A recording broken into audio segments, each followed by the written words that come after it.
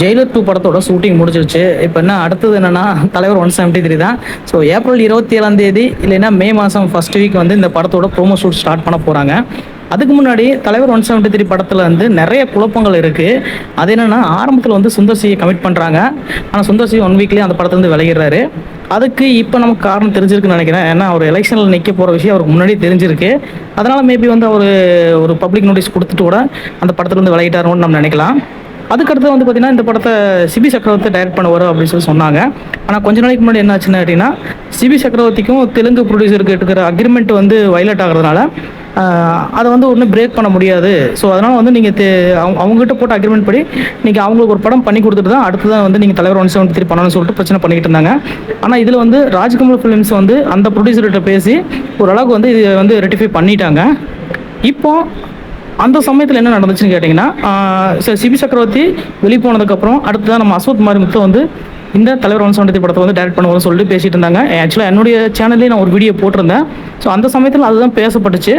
அதுக்கடுத்து வந்து பார்த்திங்கன்னா அந்த பிரச்சனையெல்லாம் சார்ட் அவுட் பண்ணதுனால இப்போ தலைவர் 173 படத்தை சிபி சக்கரவர்த்தி டைரக்ட் பண்ணுவார் அப்படிங்கிறத ஆல்மோஸ்ட் கன்ஃபார்ம் பண்ணிட்டாங்க. பட் இப்போ வரைக்கும் யார்கிட்ட சொல்லாமல் இருக்காங்க. ஏன்னா ஏற்கனவே 173 தலைவர் 173 சொல்லிட்டு அந்த போஸ்டர் வெளியிட்டது அப்படியே இருக்கட்டும் அப்படின்னு சொல்லி வச்சுருக்காங்க.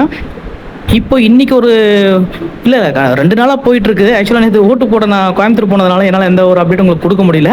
ஸோ அதனால் வந்து பார்த்தீங்கன்னா இன்றைக்கி வந்து நான் கேள்விப்பட்ட வரைக்கும் தலைவர் 173 படத்தில் இயக்குனர் சங்கர் வந்ததா நம்ம பிரம்மாண்ட இயக்குனர் சங்கர்னு சொல்லுவாங்க பார்த்தீங்களா, அவர் வந்து வில்லனாக நடிக்க சொல்லி கேட்டிருக்காங்களாமா. அவர் வந்து ஒரு சில கண்டிஷன்ஸ் சொல்லியிருக்காரு போல்.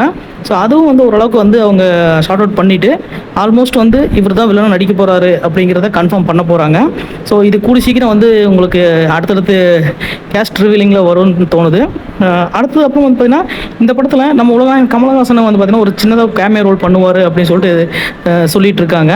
ஸோ சங்கர், ரஜினி, அடுத்த கமல், இந்த 3 பேர் வந்து ஏற்கனவே தமிழ் சினிமாவோட ஒரு ஐகானிக்ஸ்ன்னு சொல்லலாம். ஏன்னா ஏற்கனவே சங்கர் டைரக்ஷனில் 2 பேருமே நடிச்சிருக்காங்க. ஸோ அந்த சமயத்தில் வந்து அவங்க படத்துலேயே அவங்க வில்லன் நடிக்கும்போது ஒரு ஒரு எதிர்பார்ப்பு இருக்கும். அதே சமயத்தில் ரொம்ப இன்ட்ரெஸ்டிங்காகவும் இருக்கும். ஸோ இது வந்து எந்த அளவுக்கு உண்மைன்னு கேட்டிங்கன்னா சீக்கிரமே இதை கூடி சீக்கிரம் கன்ஃபார்ம் பண்ண போகிறாங்க. ஸோ சங்கர் வந்து நம்ம பிடிஎஸ் சீனில், அதாவது வந்து அவர் டைரக்ட் பண்ண படங்களுடைய பிடிஎஸ் பிகிந்த சீன்ஸ் சொல்லப்படுற அந்த விஷயங்களை தான் நம்ம அதிகமாக பார்த்துருப்போம்.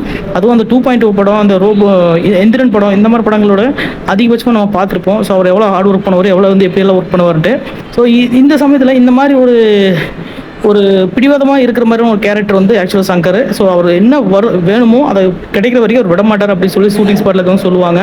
ஸோ இப்படிப்பட்ட ஒருத்தர் வந்து வில்லனாக நம்ம பார்க்கும்போது எப்படி இருக்க போகுதுன்னு தெரியல. உண்மையிலே இது உண்மையாக இருக்கணும் அப்படிங்கிற எதிர்பார்ப்பு இருந்துக்கிட்டு தான் இருக்குது. ஏன்னா சங்கர் வந்து இப்போ வரைக்கும் சின்ன சின்ன கேமியோ ரோல்ஸில் மட்டும் தான் வந்து வந்துட்டு போயிட்டு இருந்தார். அவரோட டைரக்ட் பண்ண படங்கள்லேயே வந்து பார்த்தீங்கன்னா வந்திருக்காரு. அதுக்கு முன்னாடி பழைய படங்கள்லேயே ஒரு கேமியோ ரோல் பண்ணியிருந்தார். அதுக்கப்புறம் சிவாஜி படத்தில் ஒரு கேமியோ ரோல் பார்த்தோம். இப்போ ஒரு படத்தில் முழு நேர வில்லனாக அவர் பார்க்குறது உண்மையிலேயே செம்ம ஒரு இன்ட்ரெஸ்டிங்கான ஒரு விஷயம் தான் சொல்லுது. ஸோ இது உண்மையாக இருக்கணும். ஸோ கண்டிப்பாக வந்து இந்த தகவல் வந்து உறுதியாகணும்னு நம்பலாம். ஸோ இது நம்பிக்கை தகுந்த சோர்ஸ்லேருந்து இந்த விஷயம் கிடச்சிருக்கு. கண்டிப்பாக வெயிட் பண்ணி பார்க்கலாம்.